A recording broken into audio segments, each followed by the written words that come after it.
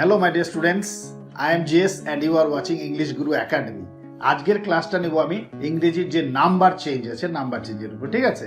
হয়তো মনে হতে পারে যে নাম্বার মানে তো খুব সহজ জিনিস, সবাই পারি, কিন্তু আজকের এই নাম্বার চেঞ্জের মধ্যে আমি কতগুলো একদম সিক্রেট রুলস আছে যেগুলো খুব সচরাচর আমাদের হাতের সামনে আসে এবং যখন আসে তখন কিন্তু আমাদের ভুল হয়ই হয়। তো সেই ভুলগুলো যাতে না হয় সেই বিষয় নিয়ে আজকে আলোচনা করব, ঠিক আছে? চলো ফিরে আসা যাক একটা ছোট্ট ইন্ট্রোর পরে।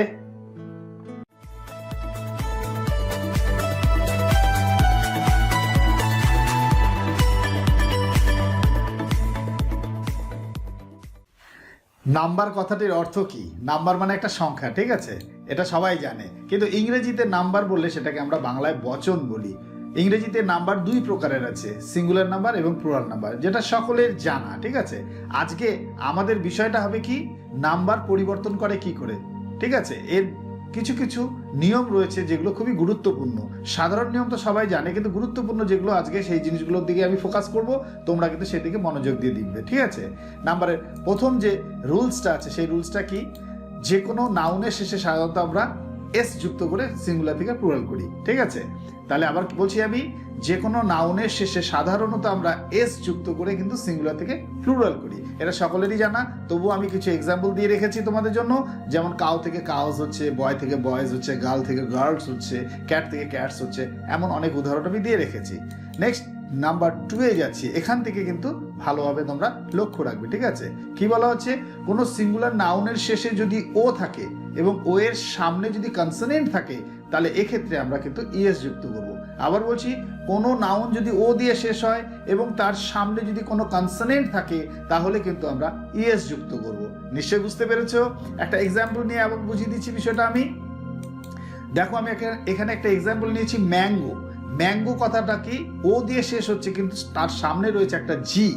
এই জিটা কিন্তু আমাদের কনসোনেন্ট, ঠিক আছে? তাহলে যখন কনসোনেন্ট থাকছে ও এর সামনে, আমরা কি শিখলাম, যে ইএস যুক্ত করতে হবে। তেমনি ভাবে পটাটো আছে, পটাটোর সামনে কি, ও দিয়ে শেষ হয়ে সামনে রয়েছে টি, অর্থাৎ কনসোনেন্ট, তাহলে এক্ষেত্রেও আমরা কিন্তু ইএস যুক্ত করছি।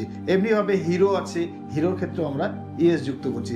আরো কিছু উদাহরণ আমি দিয়ে রেখেছি তোমাদের সুবিধার্থে, তোমরা দেখবে, ঠিক আছে? এবার ও এর একটু ব্যতিক্রম নিয়ম রয়েছে, সেই জায়গাটা কিন্তু লক্ষ্য করো। কি বলা হচ্ছে, অনেক সময় কি হচ্ছে, ও দিয়ে কোনো একটা নাউন শেষ হচ্ছে ঠিকই, কিন্তু তার সামনে কনসোনেন্ট থাকা সত্ত্বেও আমরা কিন্তু ইএস যুক্ত করতে পারি না। এই নাউনগুলোকে আমাদের মনে রাখতে হবে, এটার আর কোনো বুদ্ধি নেই। সেই নাউনগুলো কি কি, মোটামুটি আমি একটা লিস্ট দিয়েছি। যেমন ফটো, ফটো ও দিয়ে শেষ হচ্ছে, তার সামনে কনসোনেন্ট আছে, আমরা কিন্তু এস যুক্ত করছি, ইএস যুক্ত করতে পারছি না। এমনিভাবে সোলো, পিয়ানো, ক্যান্টো, এই কথাগুলোকে কিন্তু তোমাদের মনে রাখতে হবে। এইবার নাম্বার 3 তে আছি, যদি কোনো নাউন ও দিয়ে শেষ হয় এবং তার সামনে ভয়েল থাকে, তাহলে সেক্ষেত্রে কিন্তু শুধু এস যুক্ত করব।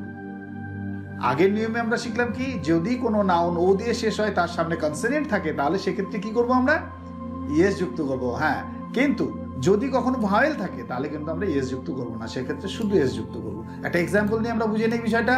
দেখো, রেডিও, রেডিও শেষ হচ্ছে কিন্তু ও দিয়ে, তার সামনে দেখো আই রয়েছে, তাহলে এক্ষেত্রে আমরা কি শিখলাম, শুধু এস যুক্ত করব।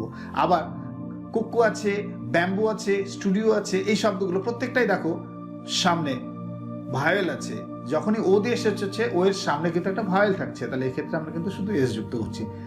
নাম্বার 4 এ চলে যাচ্ছি। নাম্বার 4 এ কি বলা হচ্ছে, যদি কোনো নাউনের শেষে এস বা ডবল এস বা এস এইচ বা এক্স জেড এগুলো থাকে, তাহলে আমরা কিন্তু ইএস যুক্ত করব। আবার বলছি, এস থাকলেও আমরা ইএস যুক্ত করব, ডবল এস থাকলে আমরা ইএস যুক্ত করব, এস এইচ থাকলে আমরা ইএস যুক্ত করব, এক্স বা জেড থাকলেও কিন্তু আমরা ইএস যুক্ত করব। এবং তার সাথে গুরুত্বপূর্ণ কি, যদি কোনো নাউন সিএইচ দিয়ে শেষ হয় এবং শেষের উচ্চারণটা যদি চয়ের মতো হয়, আবার বলছি, সিএইচ দিয়ে শেষ হয়ে যদি চয়ের উচ্চারণ আমাদেরকে দেয়, তাহলে কিন্তু আমরা ইএস যুক্ত করব। কথাটা ভালো করে মনে রাখবে। এক্সাম্পল দিয়ে দেখাচ্ছি, দেখো, যেমন বাস একটা এস দিয়ে শেষ হয়েছে, তাহলে আমরা ইএস যুক্ত করছি। ক্লাস যেমন ডবল এস আছে, সেক্ষেত্রে আমরা ইএস দিয়ে শেষ করছি। আবার ব্রাশ আছে, বুশ আছে, সবই দেখো এগুলো। এবার ওয়াচ, এই যে ওয়াচ কথাটা দেখো, ওয়াচ টিএইচ দিয়ে শেষ হয়, WATCH। এই সিএইচ যখন হচ্ছে, সিএইচ এর উচ্চারণ কিন্তু চ দিচ্ছে। ওয়াচ উচ্চারণ করার সময় কিন্তু আমরা ক পাই না, ঠিক আছে? চয়ের মতো উচ্চারণ পাই, তখন কিন্তু আমরা ইএস যুক্ত করতে পারছি। আর এরই আবার ব্যতিক্রম কিছু জিনিস রয়েছে, সেটা কি, যদি সিঙ্গুলার নাউন শেষে সিএইচ থাকে, উচ্চারণটা যদি চয়ের মতো না হয়ে কয়ের মতো হয়, তখন কিন্তু আমরা শুধু এস দেব। আবার বলছি সিএইচ এর উচ্চারণ যদি চ পাই তাহলে কিন্তু আমরা ইএস দিচ্ছি, কিন্তু যদি সিএইচ এর উচ্চারণ কখনো কয়ের মতো পাই তখন কিন্তু আমরা শুধুমাত্র এস দেব। এই জায়গাগুলো কিন্তু তোমাদের মনে রাখতে হবে। যেমন ধরুন এক্সাম্পল নিলে স্টমাক কথাটা রয়েছে, দেখো স্টমাক কথাটা কি সিএইচ দিয়ে শেষ হচ্ছে, অথচ স্টমাচ হচ্ছে না, কি হচ্ছে স্টমাক, কদ উচ্চারণ পাচ্ছি। এই কয়ের উচ্চারণ হলে কিন্তু আমরা শুধু এস দেব। এমনি ভাবে আরো 3টে উদাহরণ আমি দিয়ে রেখেছি। নেক্সট চলে যাচ্ছি আমরা 5 নাম্বার নিয়মে। 5 নাম্বার নিয়মে কি বলা হচ্ছে, যদি কোনো নাউন ওয়াই দিয়ে শেষ হয় এবং ওয়াই এর সম্মুখে যদি কনসোনেন্ট থাকে, আবার বলছি যদি কোনো নাউন ওয়াই দিয়ে শেষ হয় এবং ওয়াই এর সম্মুখে যদি কনসোনেন্ট থাকে তাহলে আমরা কি করব, ওয়াইটাকে সযত্নে আই করব প্রথমে, তার সাথে ইএস যুক্ত করব। আবার বলছি ওয়াই দিয়ে শেষ হচ্ছে, সামনে আমরা কনসোনেন্ট পাচ্ছি, তাহলে আমরা ওয়াইটাকে প্রথমে আই করে তার সাথে ইএস যুক্ত করব। এক্সাম্পল দিলেই বোঝা যাবে। এক্সাম্পলে কি বলছে, সিটি, দেখো সিটি টি ওয়াই, ওয়াই এর সম্মুখে টি রয়েছে মানে কনসোনেন্ট। বেবি, এখানেও আমরা ওয়াই এর সামনে কনসোনেন্ট পাচ্ছি। আর্মি, এখানেও আমরা কিন্তু ওয়াই এর সামনে কনসোনেন্ট পাচ্ছি। তাহলে যখনই কনসোনেন্ট পাচ্ছি ওয়াই এর সম্মুখে তখন আমরা কি করছি, ওয়াইটাকে প্রথমে আই করছি, আই করে তারপর আমরা ইএস যুক্ত করছি। নিশ্চয় বুঝতে পারছো।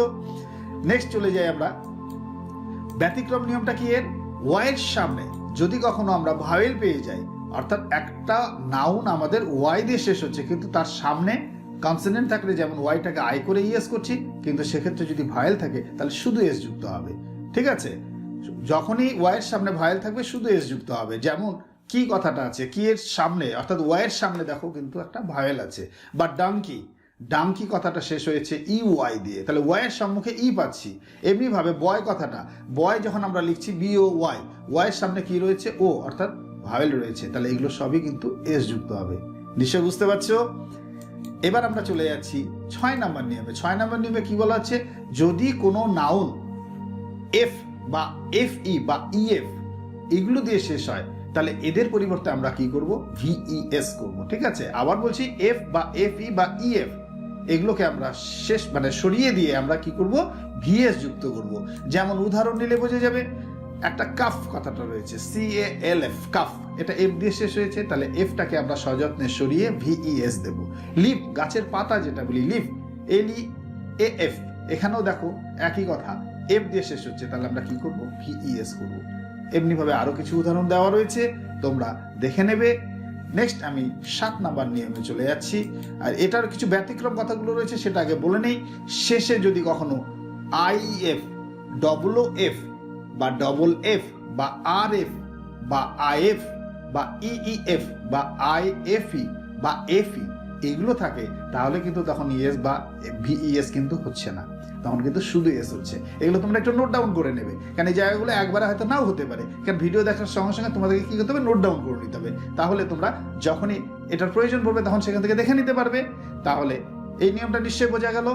এবার পরের নিয়মে চলে যাচ্ছি, আমরা কিছু উদাহরণ রাখছি তোমাদের সামনে, তারপরে পরের নিয়মে যাচ্ছি।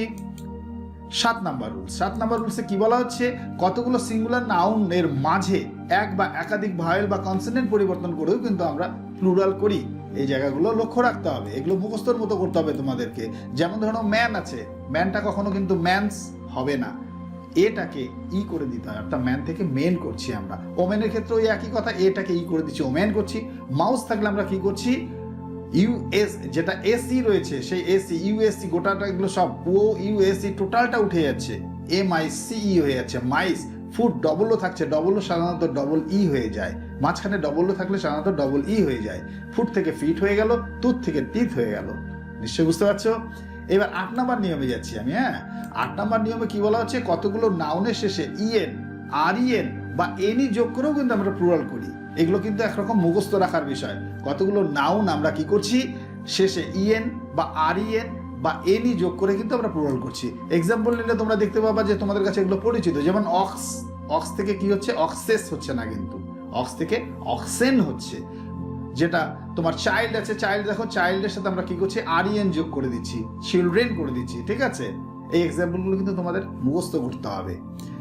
নেক্সট আমরা 9 নাম্বারে চলে যাচ্ছি, কম্পাউন্ড নাউন। কম্পাউন্ড নাউন মানে কি, যৌগিক যে বিশেষ্য পদগুলো, যৌগিক বিশেষ্য বা যেটা দুটো মিলে হয়। ঠিক আছে, যে দুটো মিলে হয় তখন কি করছি আমরা নাউনটি শেষে সাধারণত কি করছি এস যুক্ত করছি, নাউনটার সাথে মানে সঙ্গে আমরা এস যুক্ত করে কিন্তু এটা প্লুরাল করছি। যেমন ধরো না এক্সাম্পল দিলে পরিষ্কার হবে, brother in law, in law কথার সাথে আমরা কোনো কিছু করবো না, ব্রাদারটাকে ব্রাদার্স করে দেবো।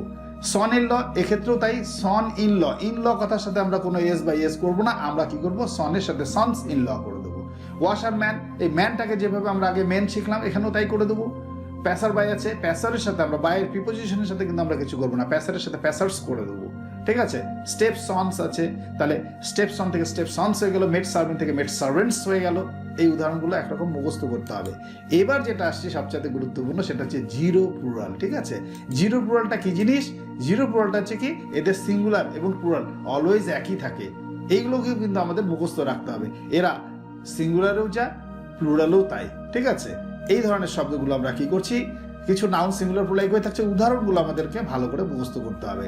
যেমন সিঙ্গুলারে দেখো শিপ আছে, সেটা প্লুরালও কিন্তু শিপ হয়ে যাচ্ছে, পেয়ারটা পেয়ার থাকছে, সোয়াইনটা সোয়াইনই থাকছে, ডেয়ারটা ডেয়ারই থাকছে। এর মধ্যে শিপ আর ডেয়ারটা খুব কমন পাই আমরা, ডজেন্টও আমরা খুব কমন পাই, ঠিক আছে। 100 আছে এরকম, 1000 আছে এরকম। এই ধরনের শব্দগুলোকে আমরা জিরো প্লুরাল বলি কেন? কারণ এগুলো সিঙ্গুলার এবং প্লুরাল অলওয়েজ সেম থাকে। আশা করি এই ভিডিও দেখার পর তোমরা নাম্বার সম্পর্কে কোনো সমস্যা হবে না। তোমাদের সুবিধার্থে আমি একটা এক্সারসাইজ দিয়ে রেখেছি, হ্যাঁ, এক্সারসাইজে কতগুলো শব্দ দিয়ে রেখেছি যেগুলো সিঙ্গুলার বা কোনোটা প্লুরালও আছে, প্লুরাল থাকলে তোমরা সিঙ্গুলার করবা, আবার সিঙ্গুলার থাকলে তোমরা প্লুরাল করবা। যদি কারো কোনো অসুবিধা হয় কমেন্ট বক্সে তোমরা আমাকে জানাবা, তাহলে আমি এর অ্যান্সারটা তোমাদের দিয়ে দেবো, ঠিক আছে। যারা ভিডিওটা দেখেছো যদি ভালো লেগে থাকে তাহলে অবশ্যই একটা লাইক দিতে কিন্তু কখনো ভুলবে না, ঠিক আছে। কেন তোমাদের লাইক পেলে আমরা ভিডিও বানাতে উৎসাহিত হই, ঠিক আছে। চলো দেখা হবে পরের ভিডিও, ওকে বাই।